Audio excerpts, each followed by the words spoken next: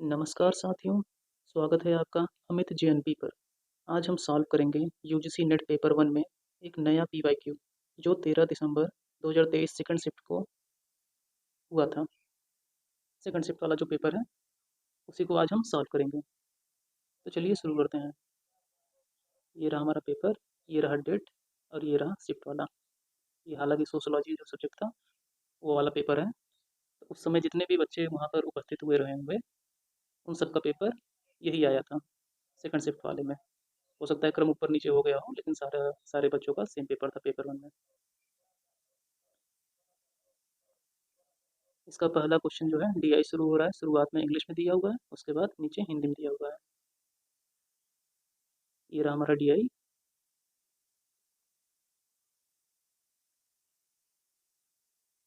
अब इसी से संबंधित नीचे क्वेश्चन पूछा हुआ है। पहला क्वेश्चन कह रहा है कि यदि ए और सी द्वारा प्राप्त ब्याज दर 2:3 के अनुपात में है तो सी द्वारा निवेशित धन खाली स्थान वर्षों में 2 गुना हो जाएगा। तो कितने वर्ष में 2 गुना हो जाएगा? इसका उत्तर है 11/1/9। इतने वर्ष में जो है कि ये 2 गुना हो जाएगा। ये कैसे होगा चलिए समझते हैं।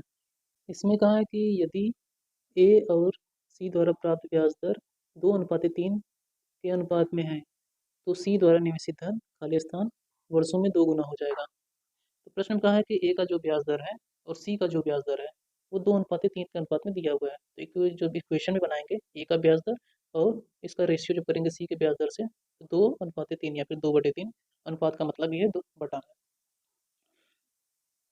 तो क्वेश्चन में दिया हुआ है यहाँ सारणी में ए का जो ब्याज दर है ये 6% है। तो यहाँ इक्वेशन में हम यहाँ से 6% रख देंगे और सी का ब्याज तो हमें पता नहीं है तो इसको ऐसे ही रहने देते हैं और इधर 2/3 वैसे ही उतार ले रहे हैं। अब जब इसको सॉल्व करेंगे सी का जो ब्याज दर है वो 9% हमें निकल कर मिल जाएगा। हम मान लेते हैं सी द्वारा निवेशित राशि जो है वो P रुपए है।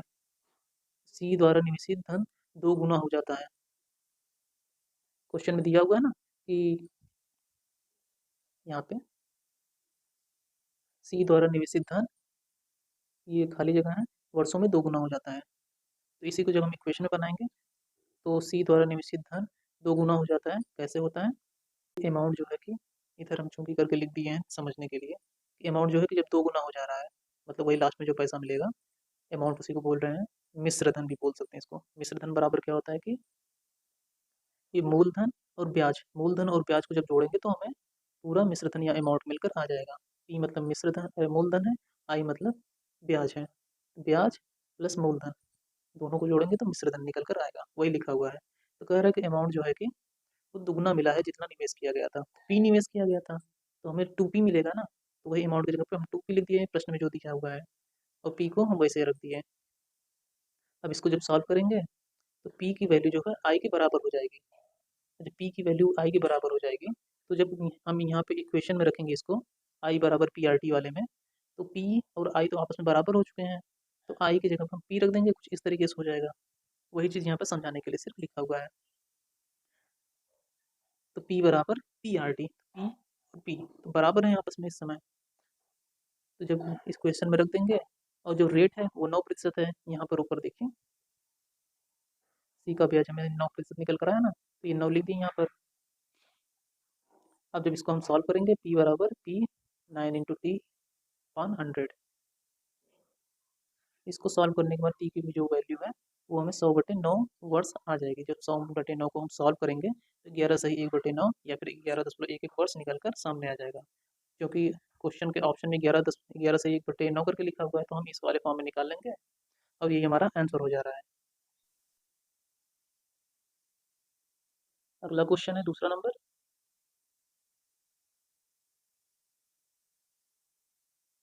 इसमें क्या कह रहा है कि यदि ई और बी द्वारा प्राप्त ब्याज में 4200 का अंतर है और ई ने अपना धन बी द्वारा निवेशित धन की अवधि की तुलना में दोगुने समय के लिए निवेश किया तो ई द्वारा प्राप्त राशि कितनी है?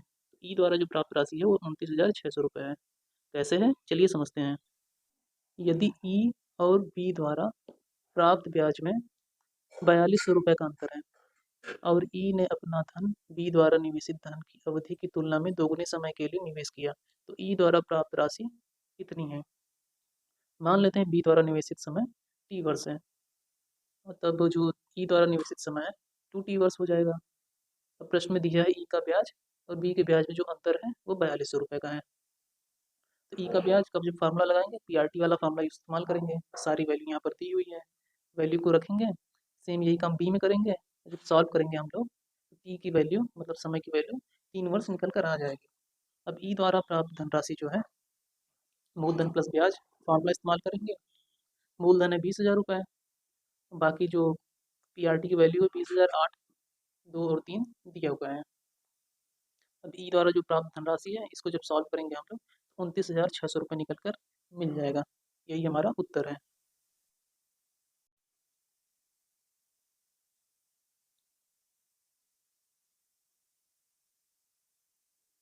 इसमें कहा है कि यदि सी द्वारा प्राप्त राशि उसके द्वारा निवेशित धन की दुगनी है तो 2 वर्षों के बाद उसे कितनी धनराशि प्राप्त होगी यदि वह उतनी ही राशि छमाही आधार पर चक्रवृद्धि ब्याज की दर से 2 वर्षों के लिए निवेश करे।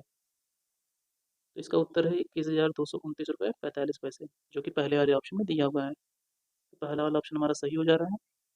कैसे सही हो रहा है चलिए समझते हैं। इस सवाल में क्या कर रहा है कि यदि सी द्वारा प्राप्त राशि उसके द्वारा निवेश धन की दुगनी है तो 2 वर्षों के बाद कितनी धनराशि प्राप्त होगी यदि वह उतनी ही धनराशि छमाही आधार पर चक्रवृद्धि ब्याज की दर से 2 वर्ष के लिए निवेश करता है। तो हम लोग तालिका देखेंगे। तालिका में दिया हुआ है पहले से कि सी द्वारा प्राप्त धनराशि 29,000 रुपये है। तो मान लेते हैं मूलधन पी रुपये है, मिश्र धन जो है कि 2p रुपये हो जाएगा। प्रश्न में दिया हुआ है कि 2 वर्षों बाद धनराशि, हाँ कहाँ गया, शुरू में दिया हुआ है यदि सी द्वारा प्राप्त राशि उसके द्वारा निवेशित धन की दुगनी है, ये दिया हुआ ना। तो वही काम किए हैं कि जब दुगनी हो जा रही है मतलब कि 2p हो जा रही है, और इसकी जो वैल्यू है वो 29,000 रुपये है, यहाँ से ऊपर से मिल गया।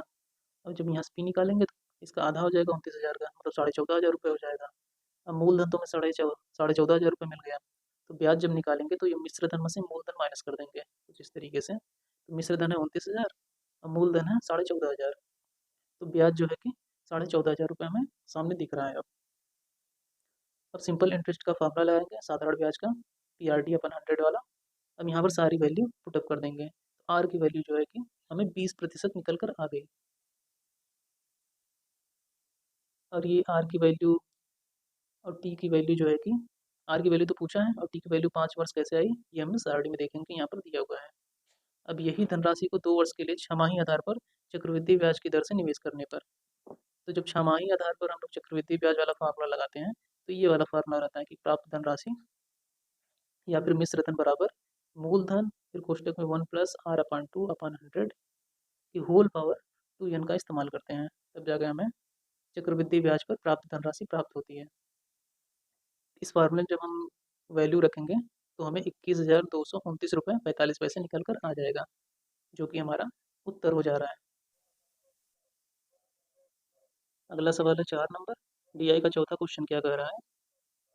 कह रहा है कि यदि यह द्वारा प्राप्त ब्याज उसके द्वारा निवेशित धन का 20% है तो उसे ब्याज के रूप में कितनी अधिक धनराशि प्राप्त होती यदि उसने चक्रवृद्धि ब्याज दर पर धन निवेश किया होता। तो इसका उत्तर है 600 रुपये, जो कि दूसरे वाले ऑप्शन में दिया हुआ है। कैसे 600 है चलिए समझते हैं। कि यदि यह द्वारा प्राप्त ब्याज उसके द्वारा निवेशित धन का 20% है तो उसे ब्याज के रूप में कितनी अधिक धनराशि प्राप्त होती है यदि उसने चक्रवृद्धि ब्याज दर पर धन निवेश किया होता। तो यहाँ तालिका हम लोग देखेंगे, यहाँ यफ वाले में आएंगे। यफ वाले में क्या दिया हुआ है, ये जो पी है मतलब मूलधन ये 60,000 रुपये दिया हुआ है और समय 2 वर्ष दिया हुआ है। तो प्रश्न के अनुसार क्या दिया हुआ है कि प्राप्त ब्याज जो है निवेशित धन का 20% है, यहाँ ऊपर दिया हुआ है ना, निवेशित धन का 20% है, तो वही यहाँ पर यूज़ करेंगे। अब ब्याज का फार्मूला हम लोग जानते हैं PRT/100, उसी में रख देंगे। और यहाँ पर निवेशित धन मतलब कि जो मूलधन है P, इसका 20%। प्रतिशत कैसे निकालते हैं, जितना भी निकालना होता है उसे बटे 100 कर देते हैं तो वो प्रतिशत निकल कर आ जाता है। P इंटू 20/100 कर दिए, P का 20% निकल गया। अब इसको जब हम लोग सॉल्व करेंगे R की वैल्यू 10 निकल कर मिल जाएगी। अब साधारण ब्याज दर पर जब द्वारा प्राप्त धनराशि, जो प्राप्त धनराशि होती है पूरी वो मूलधन और ब्याज के बराबर होती है। मूलधन मतलब P, ब्याज मतलब I। इसको हमने यहाँ नीचे मिश्रधन लिख दिया है। मिश्रधन इक्वल टू मूलधन प्लस I मतलब कि ब्याज की फार्मूला जो है PRT अपन 100 रख देंगे यहाँ से। अब इसको जब सॉल्व करेंगे तो P और PRT सारी वैल्यू यहाँ पर पुटअप कर देंगे। P की वैल्यू 60,000 है, R की 10, T की 2 वर्ष। इसको जब रख देंगे इक्वेशन में तो मिश्रधन जो है 72,000 रुपये निकल कर आ जाएगा। अब यदि इस धन को चक्रवृद्धि दर से निवेश करता तो क्वेश्चन में क्या है ना, उसने अगर चक्रवृद्धि, ये देखिए यहाँ पर चक्रवृद्धि ब्याज दर पर निवेश किया होता तो, अगर किया होता तो चक्रवृद्धि ब्याज का मिश्रधन का हम लोग फार्मूला लगाएंगे। चक्रवृद्धि मिश्रधन का फार्मूला क्या होता है, P1 + R/100 तो P और R की वैल्यू यहाँ पर जब हम पुटअप कर देंगे और सॉल्व करेंगे तो 72,600 रुपये निकल कर आ जाएगा। तो अब देखिए ये जो मिश्रधन ये पहले आया इस साधारण ब्याज पर और ये चक्रवृद्धि ब्याज पर, इन दोनों में अंतर दिख रहा है ना, ये 72,000 रुपये आया, ये 72,600 रुपये आया, मतलब 600 रुपये ज़्यादा है यहाँ पर। चक्रवृद्धि ब्याज पर प्राप्त धनराशि और चक्रवृद्धि मिश्रधन माइनस साधारण मिश्रधन, तो इन दोनों में जो अंतर दिख रहा है यही पूछ रहा है हमसे, कितना अंतर आ जाएगा। तो हमें चक्रवृद्धि ब्याज पर 72,600 रुपये मिला है और साधारण ब्याज पर 72,000 रुपये मिला है। तो यहाँ पर चक्रवृद्धि वाले में 600 रुपये ज़्यादा हो गया, यही जो है कि अंतर निकल कर हमें सामने आ जा रहा है, यही उत्तर है हमारा। अगला सवाल है 5 नंबर, DI का आखिरी क्वेश्चन है ये। इसमें कहा है कि यदि F द्वारा प्राप्त ब्याज D द्वारा प्राप्त ब्याज से 7,575 रुपये अधिक है और F द्वारा प्राप्त ब्याज दर A द्वारा प्राप्त ब्याज दर से 2% अधिक है, तो D द्वारा प्राप्त ब्याज दर कितनी है। तो D द्वारा जो प्राप्त दर है वह है 1.5%, जो कि चौथे वाले ऑप्शन में दिया हुआ है। कैसे आया 1.5%, चलिए समझते हैं। इसमें क्या कहा है कि यदि F द्वारा प्राप्त ब्याज D द्वारा प्राप्त ब्याज से 7,575 रुपये अधिक है और F द्वारा प्राप्त ब्याज दर A से 2% अधिक है, तो D द्वारा प्राप्त ब्याज दर कितनी है। तो मान लेते हैं F द्वारा प्राप्त ब्याज दर है R1 है और D द्वारा जो प्राप्त ब्याज दर है वो R2 है, मान ले रहे हैं। अब साधारण ब्याज का फार्मूला जानते हैं हम, PRT/100, इसको हम रख ले रहे हैं। प्रश्न में दिया है F द्वारा प्राप्त ब्याज और D द्वारा प्राप्त ब्याज में अंतर जो है वो कितना है, वह है 7,575 रुपये का। तो वही चीज़ें यहाँ पर लिखी हुई हैं। अब जब अंतर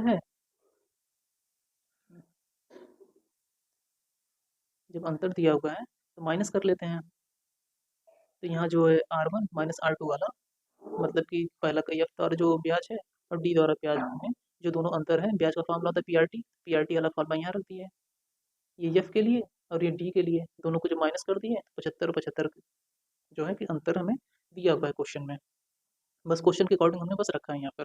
जब इसको थोड़ा सॉल्व करेंगे, अब हमें ना R1 की वैल्यू पता है ना R2 की वैल्यू पता है, तो यहाँ पर रुक अब जाकर छोड़ देंगे। अब क्या करेंगे, F का जो ब्याज दर है वह A की ब्याज दर और प्लस 2% अधिक है। यहाँ पर प्रश्न में ये दिया हुआ है, ये वाली चीज़ें F द्वारा प्राप्त, ये चीज़ें यहाँ से निकल कर आएंगी। अब F का ब्याज दर जो है कि 6% प्लस 2% हो जा रहा है, मतलब कि 8%। अब जब इसी को F का जो ब्याज दर है इसको जब हम एक वाले इक्वेशन में रखेंगे, मतलब कि यहाँ पर ये है ना एक इक्वेशन, जब यहाँ पर रख देंगे हम R की वैल्यू,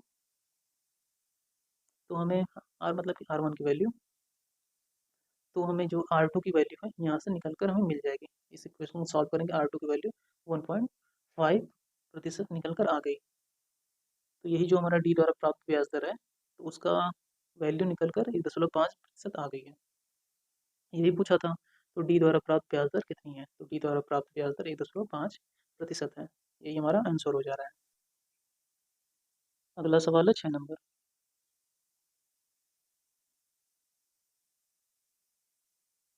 6 में क्या कहा है कि सहकारी अधिगम का कौन सा तत्व एक साथ सिंक एंड स्विम के बारे में चर्चा करता है।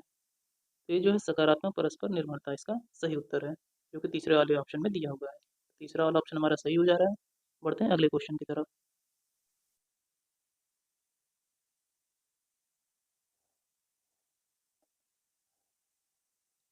इसमें दो कथन दिए हुए हैं।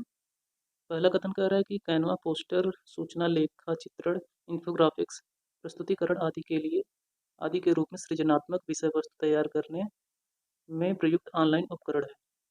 तो ये तो सही है। दूसरा कथन कह रहा है कि एड पजल अन्योनकारी वीडियो बनाने के लिए प्रयुक्त एक ऑनलाइन टूल है। तो एड पजल से वीडियो बनाया जाता है ऑनलाइन, ये भी कथन सत्य है। तो दोनों ही कथन सत्य है, मतलब ऑप्शन नंबर 1 सही हो जा रहा है।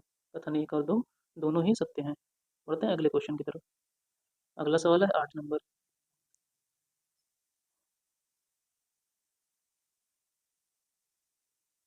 इसमें कहा है कि किशोरों के मानसिक विकास के अभिलक्षण निम्नलिखित में से कौन से हैं। पहला कह रहा है तथ्यों को सामान्यीकृत करने के लिए वर्धित अभिक्षमता।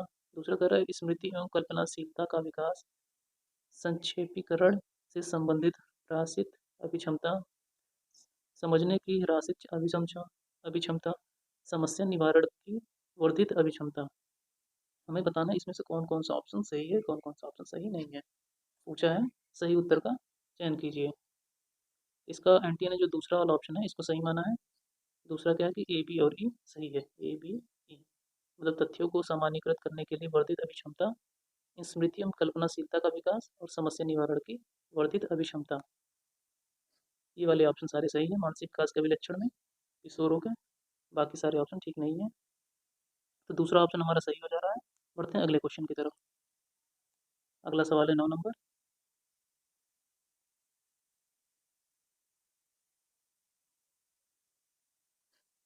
इसमें कहा है कि निम्नलिखित में से इस उपागम में शिक्षक रहस्यमय परिस्थिति प्रदान करता है और विद्यार्थी दत्त मतलब डेटा एकत्रित करके एवं उसके निष्कर्षों के परीक्षण द्वारा समस्या का समाधान करते हैं। तो यह है परीक्षा अधिगम, जो कि चौथे वाले ऑप्शन में दिया हुआ है। चौथा ऑप्शन हमारा सही हो जा रहा है। बढ़ते हैं अगले क्वेश्चन की तरफ। अगला सवाल है 10 नंबर। फिर से कथन वाला सवाल आ गया।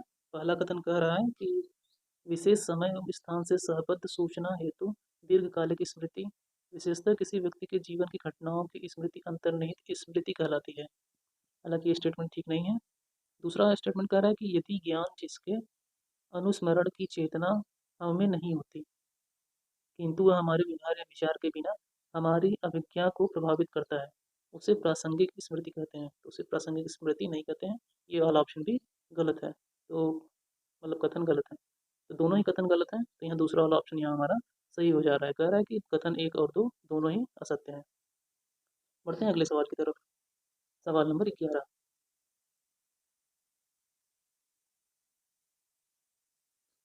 11 में कह रहा है कि प्रतिनिधित्वात्मक अनुसंधान में अनुसंधानकर्ता अलग अलग समय पर उसी जनसंख्या का अध्ययन करता है। दूसरा कथन कह रहा है कि भूतलीय अभिलक्षण में अनुसंधानकर्ता लोगों के अतीत की स्मृतियों एवं अनुस्मरणों पर निर्भर रहता है। इसका पहला कथन जो है ये गलत है, दूसरा वाला सही है। इसका मतलब है चौथा वाला ऑप्शन जो है कि कथन 1 असत्य लेकिन कथन 2 सत्य है, हमारा सही हो जा रहा है। तो चौथा ऑप्शन हमारा सही हो गया। बढ़ते हैं अगले सवाल की तरफ।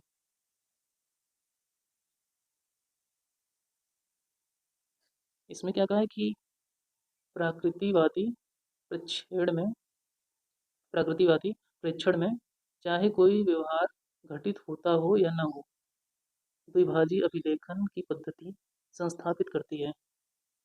ये जो है एक शून्य प्रतिचयन इसका सही उत्तर हो जा रहा है। तीसरा वाला ऑप्शन हमारा सही हो गया। बढ़ते हैं अगले सवाल की तरफ। अगला सवाल है 13 नंबर।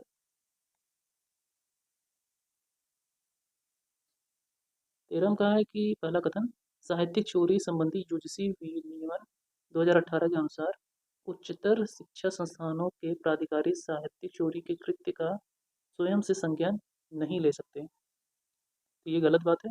ये संज्ञान ले सकते हैं। तो पहला स्टेटमेंट गलत हो जा रहा है। दूसरा कथन कह रहा है कि साहित्यिक चोरी का आशय उस व्यवहार से है जिसमें किसी अन्य के कार्य या विचार को ग्रहण करना तथा उसे अपने नाम से आगे बढ़ाया जाना है।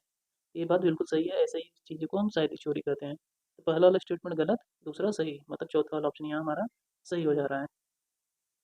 चौथा हमारा सही हो गया। बढ़ते हैं अगले सवाल की तरफ। अगला सवाल है 14 नंबर।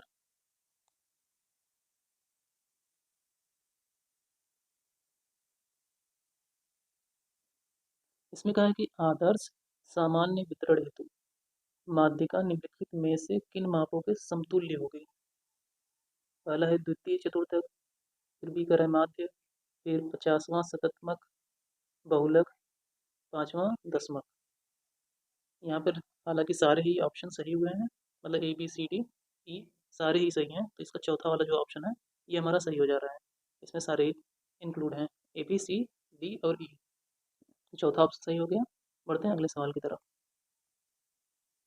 अगला सवाल है 15 नंबर। इसमें क्या कहा है कि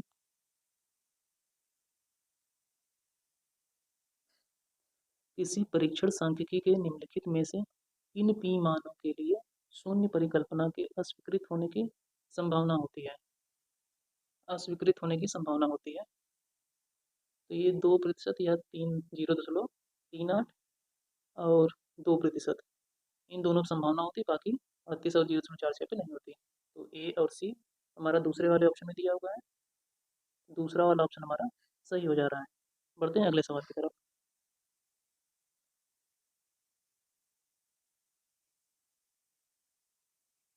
इसमें क्या कहा है कि संचार के दृष्टिकोण से भारतीय अलंकार शास्त्र में उसके हिंदू और बौद्ध स्वरूपों में, आगे 4 ऑप्शन है, बताना है उसमें क्या है सही। तो उसमें नैतिक आधार होता है, बौद्ध स्वरूपों में नैतिक आधार होता है, इसके आगे ये इंक्लूड कर सकते हैं हम लोग। तो हमारा दूसरा वाला ऑप्शन सही हो जा रहा है। बढ़ते हैं अगले सवाल की तरफ।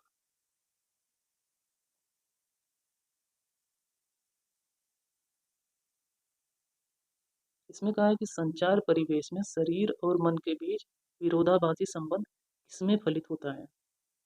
ये होता है विनोद में, या परिहास से भी बोलते हैं। तो चौथा वाला ऑप्शन हमारा सही हो जा रहा है। बढ़ते हैं अगले सवाल की तरफ।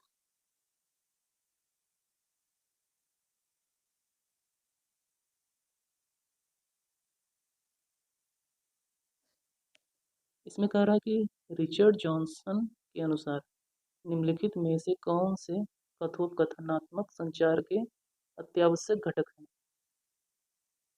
तो एंटी ने इसका तीसरा वाला उत्तर सही माना है, केवल सी डी और ई, मतलब तदनुभूतिक बोध, परस्पर सहमत्व का भाव और दूसरों के प्रति सकारात्मक सम्मान। तो तीसरा वाला ऑप्शन हमारा सही हो जा रहा है। बढ़ते हैं अगले क्वेश्चन की तरफ।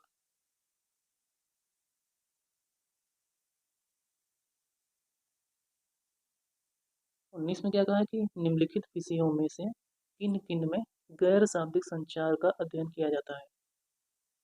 तो भौतिक शास्त्र में नहीं किया जाता, रसायन में भी नहीं किया जाता, तो इन दोनों को हम एलिमिनेट कर सकते हैं। भाषा विज्ञान में करते हैं, सामाजिक मनोविज्ञान में करते हैं, और मानव शास्त्र में भी करते हैं, सी डी ई, जो कि तीसरे वाले ऑप्शन में दिया हुआ है। तो तीसरा वाला ऑप्शन हमारा सही हो जा रहा है। बढ़ते हैं अगले सवाल की तरफ।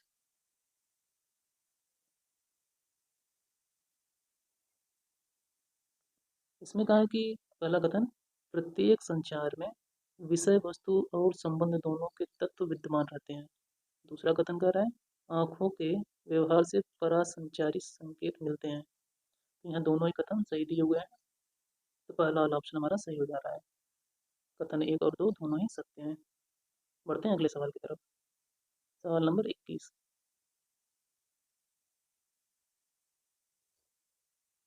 ये मैथ का सवाल है। 5 लुप्त अक्षरों को सही क्रम में ज्ञात करना है, जिनसे निम्नलिखित वर्ड श्रृंखला पूरी हो जाती है। ये श्रृंखला दी हुई है।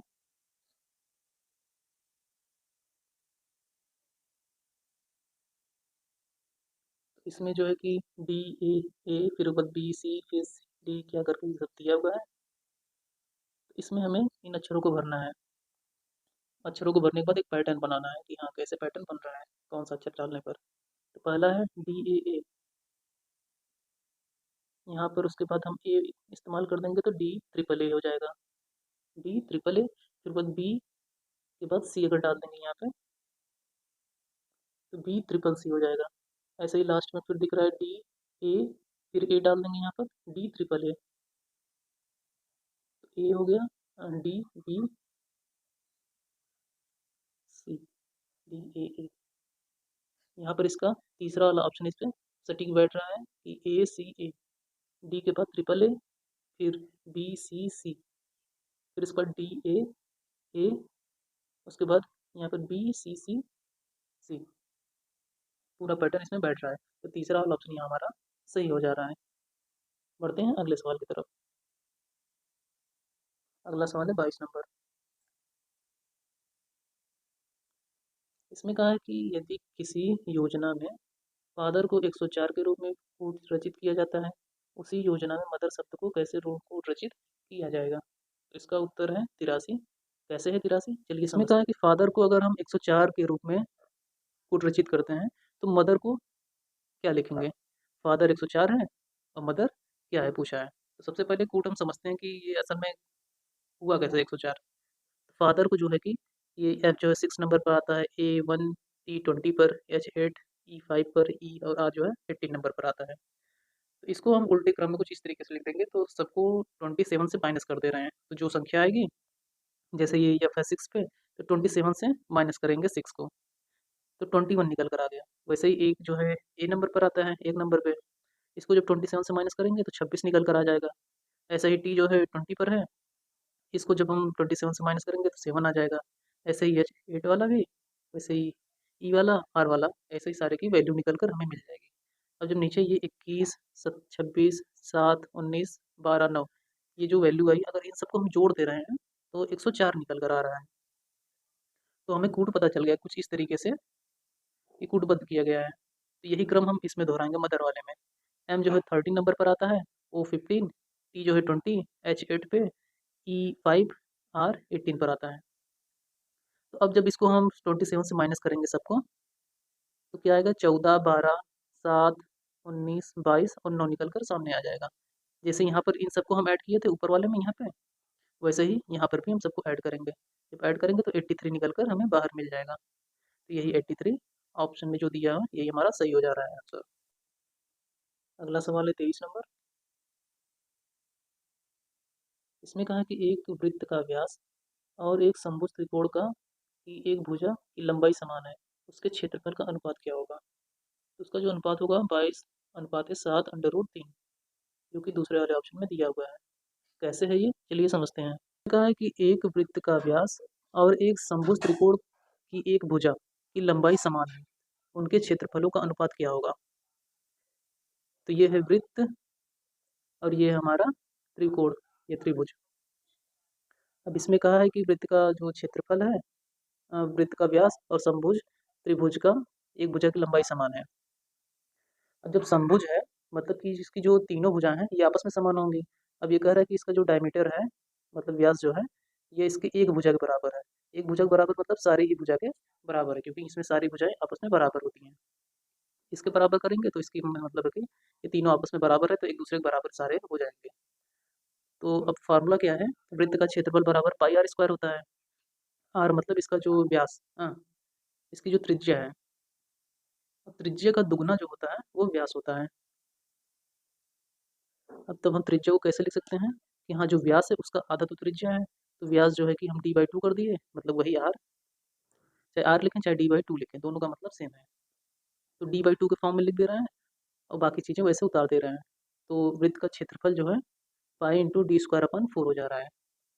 और क्वेश्चन में जो दिया हुआ है कि वृत्त का व्यास और समभुज त्रिभुज की एक भुजा की लंबाई समान है, मतलब ये जो लंबाई है और ये जो त्रिभुज की लंबाई है ये वाली, ये दोनों बराबर है। तो हम कह सकते हैं कि ये वाली जो डी है और इसको भी, इसकी लंबाई अगर डी है तो इसकी लंबाई भी हम डी ही मान लेते हैं। समभुज त्रिभुज का जो साइड है इसकी लंबाई भी तब डी हो जाएगी। अब जब डी हो जाएगी तब इसके लिए क्या फार्मूला बनेगा? समभुज त्रिभुज का क्षेत्रफल बराबर under root 3/4 into d²। D क्यों है समझ में आ गया ना कि हाँ जो जो सर्कल है ये वृत्त है, इसका जो डायमीटर है उसके बराबर की लंबाई है ये, इसकी एक भुजा की, और एक भुजा की है मतलब कि सारी भुजा की लंबाई बराबर है। तो साइड इसका डी माने थे और इसका डायमीटर भी डी है, दोनों की लंबाई सेम है इसलिए दोनों को हम लोग डी लिख दिए, ठीक है। अब दोनों के क्षेत्रफल का जो अनुपात है वृत्त का और ये समभुज त्रिभुज का, इसको निकालेंगे। तो ऊपर लिख देंगे ये वृत्त का क्षेत्रफल वाला और नीचे लिख देंगे समभुज त्रिभुज का क्षेत्रफल। ये देखिए यहाँ अंडर रूट 3/4 d² है, यहाँ पर भी अंडर रूट 3 d², और यहाँ पर जो है कि वृत्त का क्षेत्रफल, इसको ऊपर रख दिए। और जब दोनों को सॉल्व करेंगे हम लोग तो पाई/3 आ जाएगा। d²/4 डी और नीचे d²/4 से कैंसिल हो जाएगा, अंडर रूट पाई/अंडर रूट 3 बचकर बाहर आ जाएगा। अब पाई की वैल्यू जो है कि 22/7 होती है, तो यहाँ पर रख देंगे अब 22/7 √3 ये निकल कर आ गया। अब इसको चाहे बटे में रखिए चाहे अनुपात में, इस तरीके से लिख सकते हैं, दोनों का मतलब सेम होता है। अब पूछा था कि दोनों का अनुपात क्या होगा क्वेश्चन में, ये अनुपात क्या होगा, तो अनुपात जो है कि 22/7 √3 हो जाएगा। यही हमारा आंसर हो जा रहा है। बढ़ते हैं अगले क्वेश्चन की तरफ। 24 नंबर। 24 में क्या कहा है कि किसी वस्तु के 10% लाभ पर बेचा गया यदि इसे विक्रय मूल्य से 26 रुपये अधिक पर बेचा गया होता तो 15% लाभ होता। वस्तु का लागत मूल्य ज्ञात कीजिए। तो उसका जो लागत मूल्य है वो है 520 रुपये। कैसे है चलिए समझते हैं। इसमें कहा है कि किसी वस्तु को 10% लाभ पर बेचा गया यदि इसे विक्रय मूल्य से 26 रुपये अधिक पर बेचा गया होता तो 15% लाभ होता। वस्तु की लागत मूल्य निकालिए। मान लेते हैं वस्तु की क्रय मूल्य जो है वो ₹1 है। तो प्रश्न में जो दिया है कि 15% किसी वस्तु को 10% लाभ पर बेचा गया विक्रय मूल्य से 26 रुपये, यदि 15% लाभ होता, 15% कैसे लाभ होगा, 100 प्लस 15 कर देंगे तो ये हमारा हो जाएगा 115। मतलब कि 15% लाभ जब रहेगा तो 100 प्लस 15/100 कर देंगे, और ये हमें पता नहीं है, जो क्रय मूल्य है वो तो हमें पता नहीं है, तो उसको यक्स मान लिए है। अब कहा है कि जो दोनों में अंतर है वो 26 का है। तो ये जो 10% वाला है वस्तु का जो लाभ है, ये 100 प्लस 10 इंटू एक्स अपान 100 इस तरीके से हम फार्मूले में रख देंगे। अब उसके बाद जब सॉल्व करेंगे 5x अपान 100 इक्वल टू 26 निकल कर आ जाएगा। तो एक्स की वैल्यू जो हमें 520 मिल जाएगी। अब यही जो 520 निकल कर आया है यही हमारा वस्तु का लागत मूल्य है। यही हमारा आंसर हो जा रहा है। अगला सवाल है 25 नंबर। इसमें क्या कहा है कि 10% वार्षिक की दर से 10,000 पर 3 वर्षों के चक्रवृद्धि ब्याज और साधारण ब्याज के मध्य अंतर कितना है। तो ये जो अंतर है 310 रुपये का है। कैसे है चलिए समझते हैं। इस सवाल में कह रहा है कि 10% वार्षिक की दर से 10,000 पर 3 वर्षों के चक्रवृद्धि ब्याज और साधारण ब्याज के मध्य अंतर कितना है। तो सबसे पहले चक्रवृद्धि ब्याज निकाल ले रहे हैं। चक्रवृद्धि ब्याज का फार्मूला क्या है, मिश्र धन माइनस मूलधन। मिश्र धन का फार्मूला क्या है इसमें, P1 + R/100 और N माइनस पी। एन क्या है इसमें, वर्षों की संख्या, और पी जो है मूलधन, आर ब्याज, पी जो है कि मूलधन है, CI मतलब कि कंपाउंड इंटरेस्ट, वही चक्रवृद्धि ब्याज इंग्लिश में। तो चक्रवृद्धि ब्याज बराबर 10,000 तो दिया हुआ है मिश्र धन, तो फॉर्मूला 1 + R/100, आर की वैल्यू जो है कि यहाँ से 10 दी हुई है, 10% वार्षिक दर, तो 10 को यहाँ इस्तेमाल करेंगे आर की जगह, तो 10/100, और ये जो है 3 वर्ष दिया हुआ है, ये है 3 वर्ष, तो इसको यहाँ पर इस्तेमाल कर दे रहा है, और पी की वैल्यू जो है कि 10,000 दी हुई है यहाँ पर। अब इसको जब आगे हम सॉल्व करेंगे इस तरीके से तो हमें 3,310 रुपये निकल कर आ गया। अब जब साधारण ब्याज निकालेंगे इसका, पहले इसका चक्रवृद्धि ब्याज निकालें, अब साधारण ब्याज निकालेंगे। साधारण ब्याज का क्या फार्मूला है, PRT/100। पी की वैल्यू है 10,000, समय है कि 3 वर्ष, और आर की वैल्यू 10% दिया हुआ है, तीनों को हम यहाँ रख देंगे, और 3,000 यहाँ पर हमें निकल कर आ जाएगा। अब हमारा जो चक्रवृद्धि ब्याज है ये 3,310 रुपये है, और जो साधारण ब्याज है ये 3,000 रुपये है। तो दोनों में कितना अंतर दिख रहा है, 310 रुपये का। यही जब अंतर जैसे निकालेंगे, 3,310 में से 300 घटा देंगे तो यही 310 रुपये हमारा अंतर निकल कर आ जाएगा। चक्रवृद्धि ब्याज और साधारण ब्याज में अंतर जो है 310 रुपये, ये हमारा आंसर हो जा रहा है। अगला सवाल है 26 नंबर।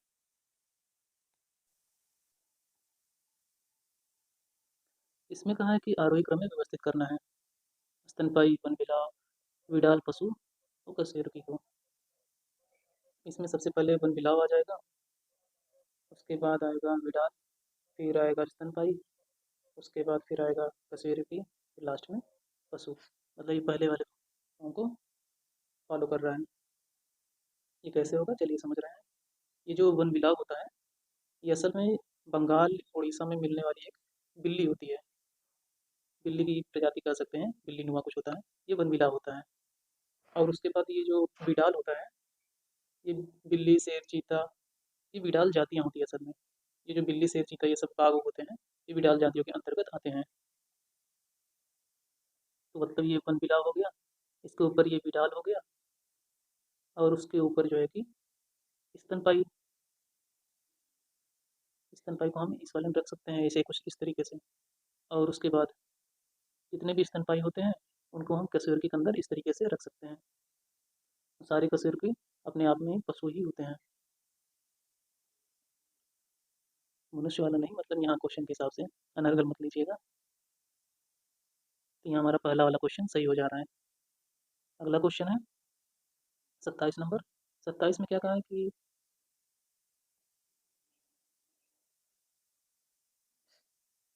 यदि आप केचप पसंद करते हैं और आप आइसक्रीम भी पसंद करते हैं तो आप निश्चित रूप से केचप आइसक्रीम पसंद करेंगे। इस युक्ति में कौन सा तर्क दोष है? तो इसमें है संहति तर्क दोष, जो कि चौथे वाले ऑप्शन में दिया हुआ है। चौथा ऑप्शन हमारा सही हो जा रहा है। बढ़ते हैं अगले सवाल की तरफ। अगला सवाल है 28 नंबर। 28 में कहा है कि निम्नलिखित युक्ति में कौन सा आकारिक दोष है?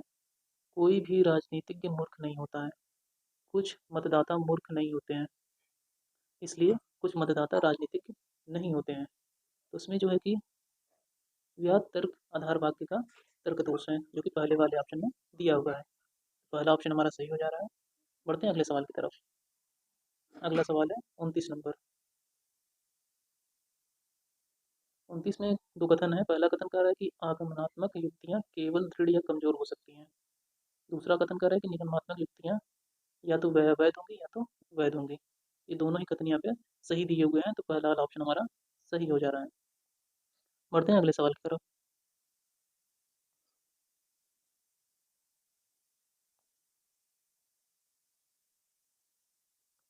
हालांकि इस क्वेश्चन को एनटीए ने ड्रॉप कर दिया था। इस क्वेश्चन में कुछ खामियां हैं, इस वजह से इसको ड्रॉप कर दिया गया। इसको हम सॉल्व नहीं करते हैं। बढ़ते हैं अगले क्वेश्चन की तरफ।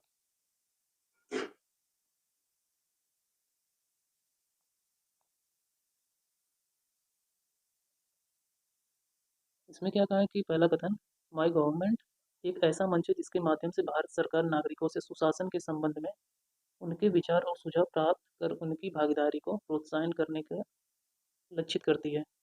और दूसरा कथन कह रहा है कि माई गवर्नमेंट मंच को फ्लिपकार्ट के 3 पूर्व कर्मियों ने नकदी रहित एवं निर्बाध भुगतान अनुभव प्रदान करने के लिए विकसित किया है। इसका पहला वाला जो कथन है ये तो सही है, दूसरा जो कथन दिया हुआ है ये गलत है। तो इसका जो तीसरा वाला ऑप्शन है ये यहाँ पर सही हो जा रहा है कि कथन एक तो सत्य है लेकिन कथन दूसरा वाला असत्य है। बढ़ते हैं अगले सवाल की तरफ। अगला सवाल है 32 नंबर।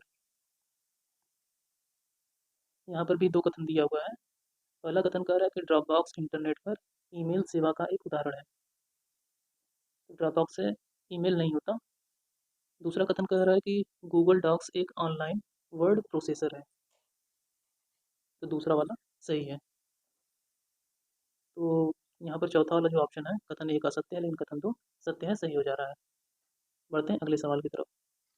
अगला सवाल है 33 नंबर।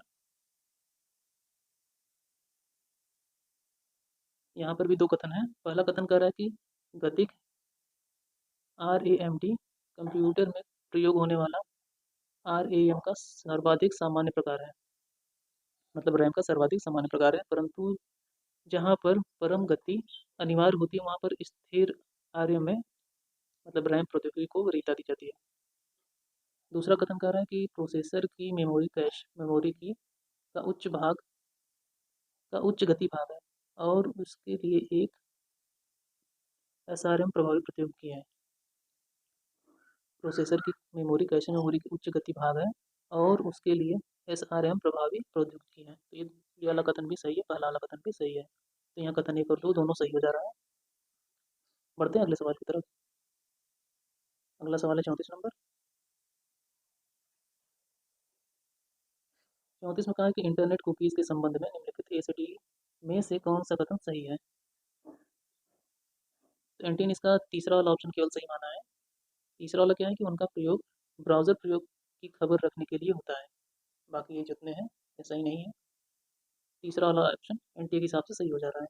बढ़ते हैं अगले सवाल की तरफ।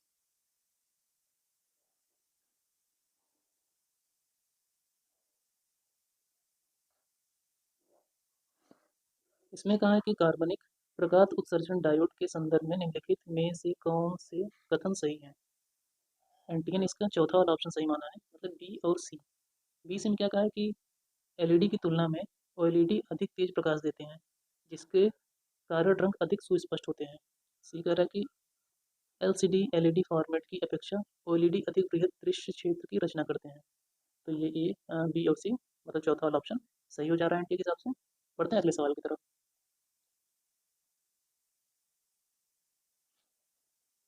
इसमें कहा कि निम्न सौर ऊर्जा संग्रहण प्रणालियों से किस प्रणाली में ऊष्मा ऊर्जा के भंडारण के लिए लवण प्रवणता की संकल्पना का प्रयोग किया जाता है। तो ये है सौर ताल। सौर ताल को सोलर कुछ बोलते हैं, सोलर पॉन्ड्स। जो तालाब होता है उस ताल का मतलब होता है वही तालाब। अगला सवाल है 37 नंबर। 37 में कहा है कि वायु प्रदूषकों के एक प्रकार पैन का पूर्ण नाम निम्नलिखित में से कौन सा है। तो ये है पेरोक्सी एसिटाइल नाइट्रेट। पैन मतलब पेरोक्सी एसिटाइल नाइट्रेट कहाँ है, चौथे वाले ऑप्शन में दिया हुआ है। चौथा वाला ऑप्शन हमारा सही हो जा रहा है। बढ़ते हैं अगले सवाल की तरफ। अगला सवाल है 38 नंबर। 38 में कहा है कि ओजोन अवक्षयकारी पदार्थ ओडीएस की दो श्रेणियां वर्ग एक व वर्ग दो है थी। दूसरा कथन कर रहा है कि वर्ग दो ओडीएस का उत्पादन सन 2000 में बंद हो गया था। तो ये गलत है, पहला वाला सही है। मतलब कि कथन तीसरा ऑप्शन तीसरा वाला सही हो जा रहा है। बढ़ते हैं अगले सवाल की तरफ।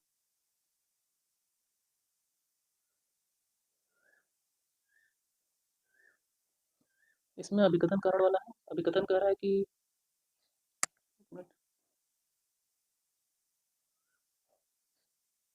अभिकथन कर रहा है कि प्लास्टिक कास्ट उत्पादों विद्युत रोधी सामग्री सरेस वस्त्रों में व्यापक रूप से प्रयुक्त होने वाला फॉर्मेल्डिहाइड गंभीर एलर्जी कारक है। कारण कह रहा है कि एलर्जी कारक वे पदार्थ होते हैं जो प्रतिरक्षा प्रणाली को सक्रिय कर देते हैं। यहाँ पर दोनों ही ऑप्शन मतलब अभिकथन कारण दोनों ही गलत दिया हुआ है। तो यहाँ दूसरा वाला ऑप्शन हमारा सही हो जा रहा है। बढ़ते हैं अगले सवाल की तरफ। एंटी ने इसका दूसरा वाला ऑप्शन सही माना है। बढ़ते हैं अगले सवाल की तरफ। सवाल नंबर 40। 40 में क्या कहा है कि निम्न में से इसके दौरान जैव विविधता संबंधी अधिनियम को हस्ताक्षरित के लिए खोला गया था। ये था रियो शिखर सम्मेलन 1992 में, जो कि पहले वाला ऑप्शन में दिया हुआ है। पहला ऑप्शन हमारा सही हो जा रहा है। बढ़ते हैं अगले सवाल की तरफ। इसमें कहा है कि कलकत्ता के हिंदू कॉलेज के बाद में निम्नलिखित नाम से पुनर्नामित किया गया था। तो यह था प्रेसिडेंसी कॉलेज, जो कि चौथे वाले ऑप्शन में दिया हुआ है। चौथा ऑप्शन हमारा सही हो जा रहा है। बढ़ते हैं अगले सवाल की तरफ।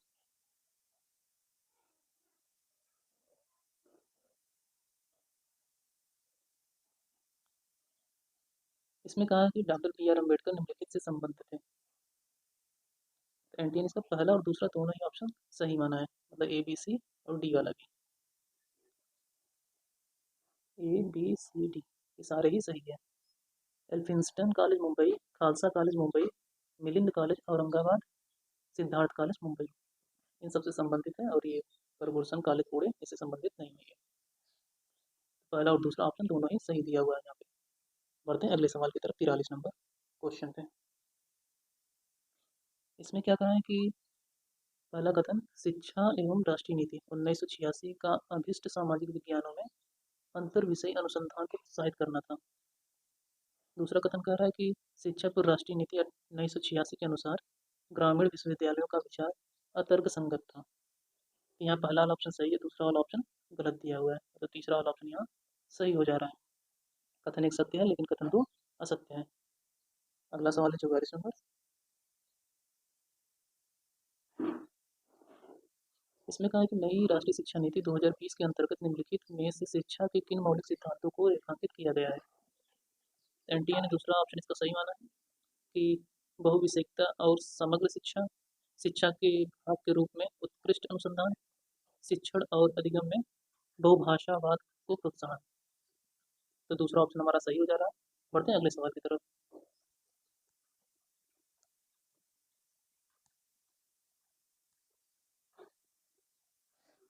45 नंबर में कहा है कि पर्यावरणीय शिक्षा निम्नलिखित के लिए आवश्यक है।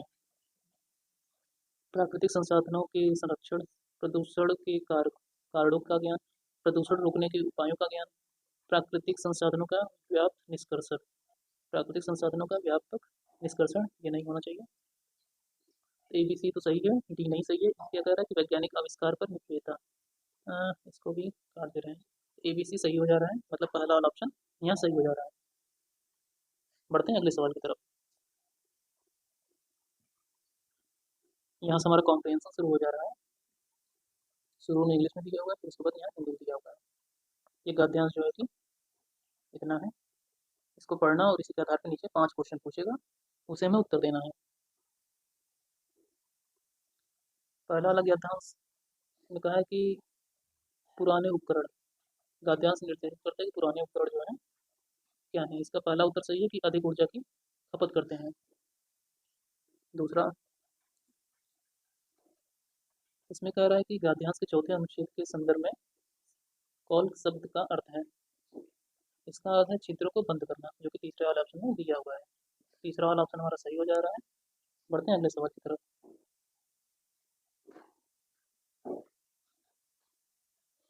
इसमें कह रहा है कि गद्यांश के अनुसार दोहरे पैनल वाली खिड़कियां ऊर्जा दक्ष होती हैं। चौथा वाला ऑप्शन हमारा सही है। बढ़ते हैं अगले सवाल की तरफ।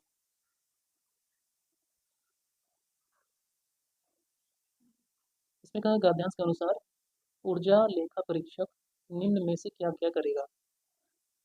इसमें से चौथा वाला ऑप्शन सही है कि बी, सी और डी। निर्माण दोषों की जांच करेगा, ऊष्मा वितरण संबंधी समस्याओं को ढूंढेगा और आपकी ऊर्जा लागत को कम करने के समाधान प्रस्तुत करेगा। अगला सवाल है 50 और ये आखिरी सवाल है यहाँ इस गद्यांश का भी और पेपर 1 का भी। 85 क्वेश्चन पूछा जाता है पेपर 1 में। निम्नलिखित में से कौन सा विचार गद्यांश में शामिल नहीं है। तो इसका जो तीसरा वाला ऑप्शन है, भारत में ऊर्जा लेखा परीक्षा प्रत्येक घर व फ्लैट के लिए अनिवार्य की जानी चाहिए, ये इसमें शामिल नहीं, बाकी सारे ही शामिल हैं। तो तीसरा वाला ऑप्शन हमारा सही हो जा रहा है। तो UGC net paper previous year question paper ये हमारा समाप्त हो रहा है। अब इसके बाद सेकंड पेपर चालू हो जा रहा है। अब मिलते हैं हम लोग नए वीडियो में नए PYQ के साथ।